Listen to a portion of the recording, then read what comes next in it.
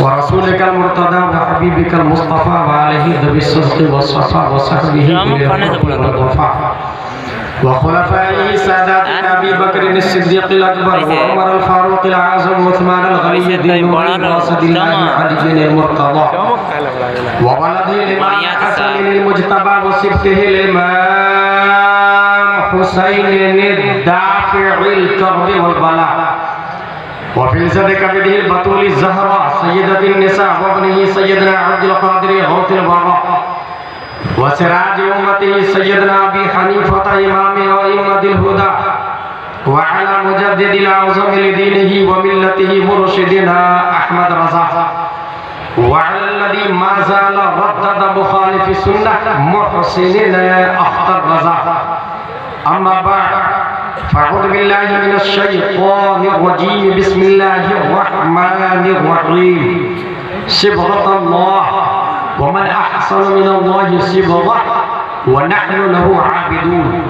सदक़ल्लाहुल अज़ीम क़ाल उमर रज़ियल्लाहु अन्हु नहनु क़ौम अअज़्ज़नल्लाहु बिल इस्लाम फ़इज़ा इब्तग़ैना अल-इज़्ज़ता बिग़ैरिही अज़ल्लनल्लाह आमन्तु बिउमर قال علي رضي الله عنه رضينا قسمة الجبار فينا لنا علم وللجهال مال فإن المال يفني عن قريب وإن العلم باق لا يزال عقیدت و محبت کے ساتھ مرکز عقیدت ارواحنا فدا जिनकी मौज से समंदर का तमव्वुज जिनकी रोशनी से सूरज का तनव्वुर जिनकी सांस से कायनात का तनफ्फुस जिनकी खुशबू से गुलाबों का तअत्तुर जिनकी मुस्कुराहट से यूनिवर्स का तबस्सुम जिनके बाल मुबारक को वक्त के कलंदर ने देखा तो कलम से कहा लिख तेल की बूंदें टपकती नहीं बालों से रज़ा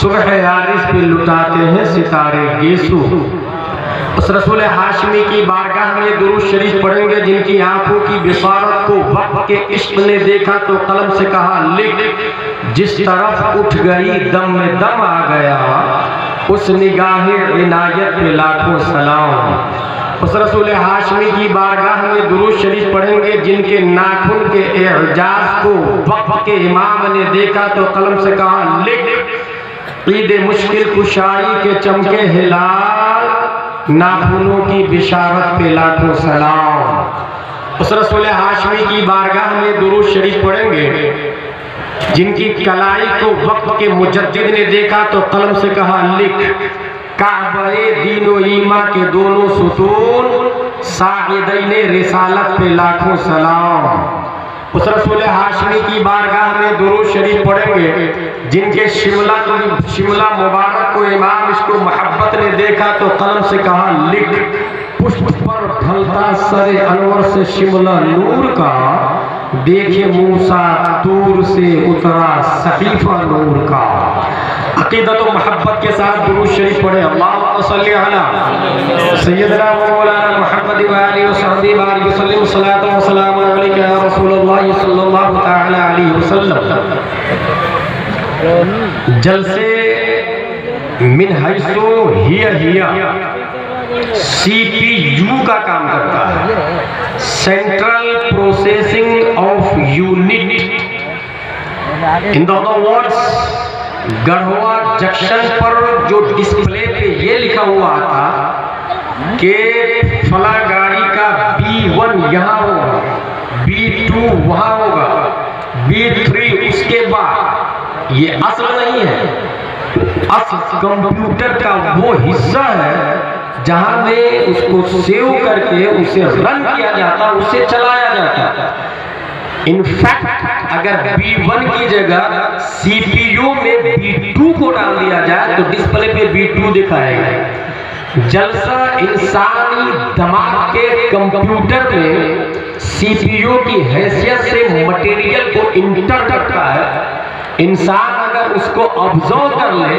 तो इंसानी लाइफ डिस्प्ले पे वही शो होगा और जो लोग इंजॉय तलज्जुज और तफन्नुन तबा के लिए आता है इन्नमल अअमालु बिन्नियात का एक जुमला है युसीबुहा उसको वो हासिल होगा अल्लाह का रंग आया कुरान शरीफ में हे अल्लाह तू रंग से पाक है, क्योंकि रंग के लिए जिस्म का होना जरूरी है, रंग अर्ज है, उसके लिए जौहर का होना जरूरी है।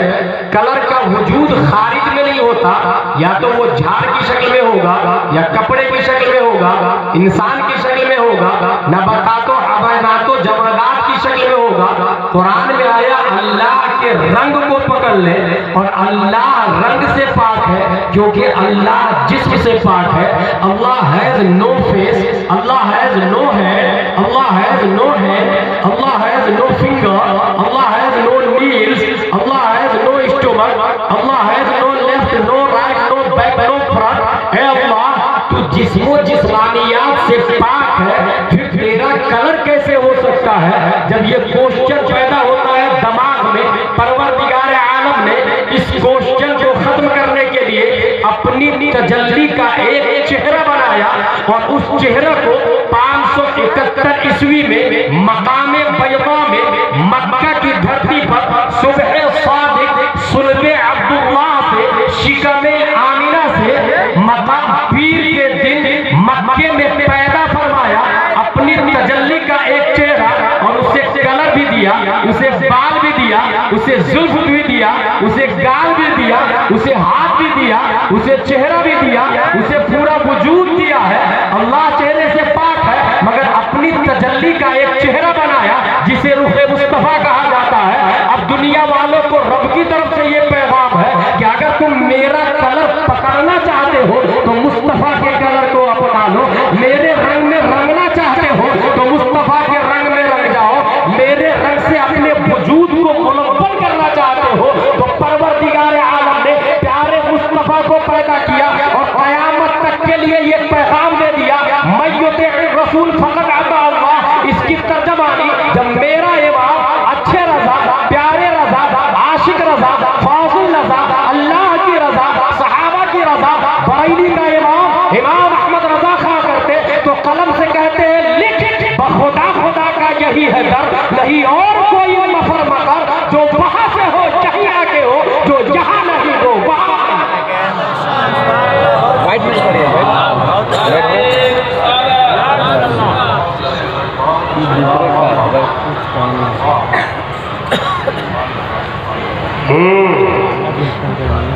किसी ने नजराना दिया, सिर्फ नादहा को देना जायज है, उलमा को जायज नहीं है, ये मैंने नहीं पढ़ा, या खुतबा को नहीं देना चाहिए, ये कहीं नहीं लिखा है। अगर हमारे उलमा ने पढ़ा हो तो ये हमसे अफजल है। सिबगत अल्लाह के रंग को मजबूती से पकड़, और रब्बे कदीर जानता है।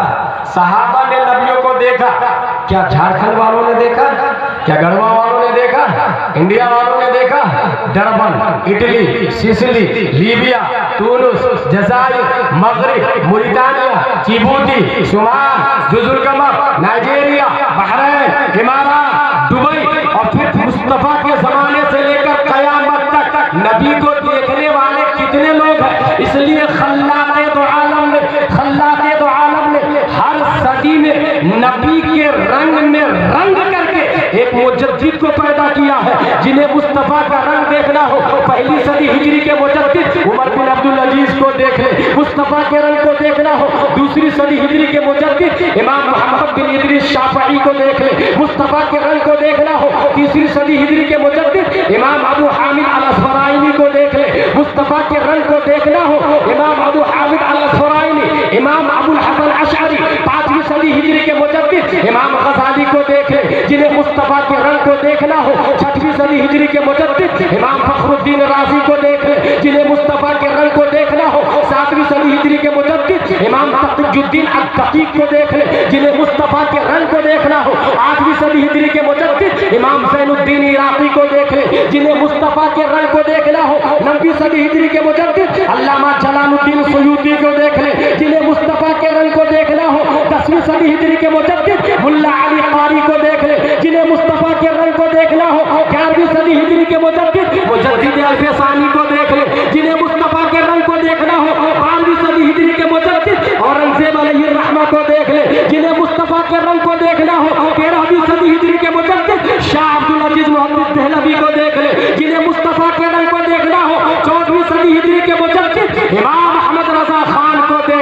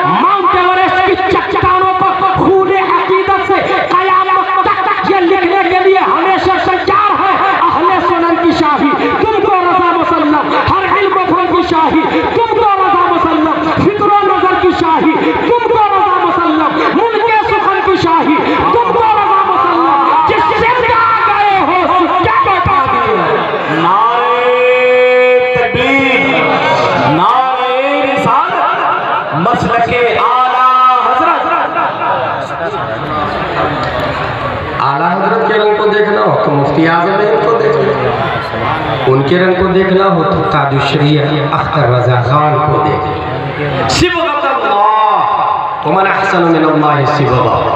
हमारी गुफ्तगू का टारगेट है 6 स्टेज ऑफ ह्यूमन लाइफ, इंसानी जिंदगी के 6 मराहिल। नंबर 1 हामिलतन, जब बच्चा माँ के पेट में होता है। नंबर 2 रदीअन, जब बच्चा दूध पीता है। नंबर 3 तिफलन, जब बच्चा बचपने को क्रॉस करता है। नंबर 4 शाबन, जब बच्चा जवानी की दहलीज पे जाता है। नंबर 5 शेखन, जब बच्चा बूढ़ा हो जाता है। नंबर 6 कहलन, जब दोनों पांव कब्र में लटक जाते हैं, शेख फानी कहा जाता है। 6 स्टेज ऑफ ह्यूमन लाइफ, इंसानी जिंदगी के 6 मराहिल। इंसान के हवाले से आप इतना याद रख लें, 640 मसल्स है इंसान की बॉडी में, 360 जॉइंट्स है इंसान की बॉडी में, 120 मिलियन रेड सेल्स जो मुसावी 576 मेगापिक्सल इंसान की आंखों में है। तकरीबन 100 बिलियन न्यूरॉन्स इंसान के माइंड में है। न्यूरॉन्स कहते हैं वायर, इंसान के दिमाग में वायर लगा हुआ है। और वायर को समझना हो तो 1 हॉर्स पावर की मोटर देखी है जिन लोगों ने, उसमें वायर लगे होते हैं। 2 हॉर्स पावर में उससे ज्यादा, 3 हॉर्स पावर में उससे भी ज्यादा, 400 हॉर्स पावर के मोटर देव में चलती है। इतना लंबा चौड़ा हजम होता है, उससे ज्यादा वायर उसके अंदर लगे हुए होते हैं। 100 बिलियन न्यूरॉन्स इंसान के दिमाग में वायर लगे हुए हैं। आगे साइंटिस्ट ने ये लिखा 100 ट्रिलियन कनेक्शन इंसान के दिमाग में है। यानी एक वायर दूसरे वायर से जो जुड़ता है, जुड़ने के पॉइंट को कनेक्शन कहा जाता है। वायरिंग और कनेक्शन जितने ज्यादा है, इंसान उतने ही ज्यादा माइंडेड है। और आगे चले, डाटा तकरीबन 1 million billion bytes of data हमारे दिमाग में महफूज और सेव हो सकता है। ये बुनियादी बातें समझ ली आपने, तो अब सुने, कैलिफोर्निया यूनिवर्सिटी के रिसर्च में ये बात आई है कि एक बच्चा जब माँ के पेट में होता है, उसके स्टेप्स है पहले वीक से लेकर 13 तक, 14 से लेकर 26 तक, 27 से लेकर एंडिंग डिलीवरी तक। साइंटिस्ट ने अपनी किताब में इस तरह लिखा, the first trimester of pregnancy the most crucial to your baby's development. The second trimester of pregnancy is often called the golden period because many of the unpleasant effect of early pregnancy disappear during the second trimester to your likely to experience decrease Naga. बच्चा माँ के पेट में कई step को cross करता है और धीरे धीरे धीरे यहाँ तक पहुँचता है कि between 16 weeks and 20 weeks you may feel your baby's first fluttering moment. बच्चा 16 हफ्ते से 20 हफ्ते के बीच में वो हरकत करना शुरू करता है, वो मूव करना शुरू करता है, वो तहर्रुक ज़्यादा होता है। क्यों होता है? न्यूटन जाहिल है, आइंस्टाइन जाहिल है, केपलर को पता नहीं, डार्विन को खबर नहीं, अरस्तु ना आशना है। अब आइए एक और साइंटिस्ट की बात बताता हूं मैं। साइंटिस्ट का नाम है स्टेफन कर्लियोन साइंटिस्ट। इसने पूरी दुनिया का सर्वे किया और ये पता लगाया कि पूरी दुनिया में सबसे ज्यादा दिमाग यहूदी के पास क्यों है। Why are Jews so smart? गड़बड़ वालों से भी ज्यादा। यहाँ तो चंद हैकर लोग हैं ना, तो एक्टर की हैकिंग कर लेते हैं। उसका दिमाग के ये हाल है कि अमेरिका का भी बाप दिमाग के मामले में यहूदी। पूरी दुनिया का सर्वे करने के बाद वो गया इजराइल और नोटबुक लिया साथ, और जब भी कोई खूबी देखता लिख लेता, लिखता। विकिपीडिया पे उसकी किताब आज मौजूद है, जो शख्स पढ़ना चाहता पढ़ सकता है, द फूड ऑफ प्रेगनेंसी के नाम से। उसने उस किताब के अंदर ये लिखा कि I spent 3 years in Israel, मैं 3 साल इजराइल में रहा ये पता लगाने के लिए कि यहूदी दिमाग वाले कैसे होते हैं। The first thing I noticed that the pregnant mother would always try to solve mathematical problem together with the husband. I would ask in this for your child still in the womb. She would answer yes to train the child still in the womb. एक खातून के पेट में बच्चा है। Stephen कर्लियोन scientist ने देखा कि उसके हाथ में एक बुक है, उसमें गणित है। 2 एकम 2, 2 दूनी 4, 2 को 70 से इंटू करेंगे कितना बनेगा, ये सब जोड़ रही हो। स्टेफन कर्लियोन ने पूछा ये क्यों कर रही हो? बोले बच्चे के लिए। व्हाट नॉनसेंस, बच्चा मां के पेट में। स्टीफन कर्लियोन कहता है, स्टीफन कर्लियोन को जवाब मिला कि ये मैं बच्चे के लिए कर रहा हूं। का मतलब का जिस सवाल को मैं हल करूंगी, मेरा बच्चा पैदा होने के बाद दूसरे लोगों की बनिस्बत उस सवाल को पहले हल करेगा। Is this possible? क्या ये हो सकता है? ये एक साइंटिस्ट का डिपार्टमेंट है, ABCD वाले का डिपार्टमेंट है, कलेक्टर बैरिस्टर राजदूत का डिपार्टमेंट है, कॉन्वेंट सेंट पायस सेंट जोसेफ का डिपार्टमेंट है। अब जरा दारुल उलूम रज़विया नूरुल उलूम वाले डिपार्टमेंट की तरफ आते हैं, बुखारी और मुस्लिम की तरफ ज़ानुल अदब तय करते हैं। अब बताना ये चाहता हूं मैं कि क्या इस्लाम में ये पॉसिबल है कि माँ जो करेगी बच्चा उसको ऑब्जर्व करती है? अगर आपके दिमाग में ये आ रहा है कि ये नहीं हो सकता तो उसे डिलीट करके डस्टबिन में डाल दे।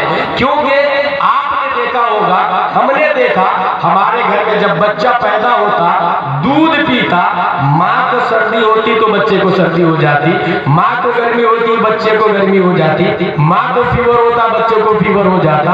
पैदा होने के बाद इतना पावरफुल कनेक्शन है, पैदा होने से पहले कितना हाई कनेक्शन होगा। इसका मतलब ये हुआ कि इट इज पॉसिबल, ये हो सकता है। और आगे चलिए, बच्चा माँ के पेट में है, हमें क्या करना है? गढ़वा में इनकलाब लाने के लिए, गढ़वा में नई नस्ल को माइंडेड जीनियस मुत्तकी परहेजगार बनाने के लिए क्या ये एक जलसा काफी होगा? क्या मस्जिद मदरसे काफी होंगे? क्या उलमा की तबलीग ये काफी होगी? या हमें कुछ करना होगा? इस हवाले से आप पढ़ते पढ़ते पढ़ते पढ़ते यहाँ तक पहुँचेंगे। Constitution of India, Darul Uloom Razvia Noorul Uloom bylaws बना, बानिए मदरसा ने सिस्टम बनाया, इसका मिंबर इंडियन होगा।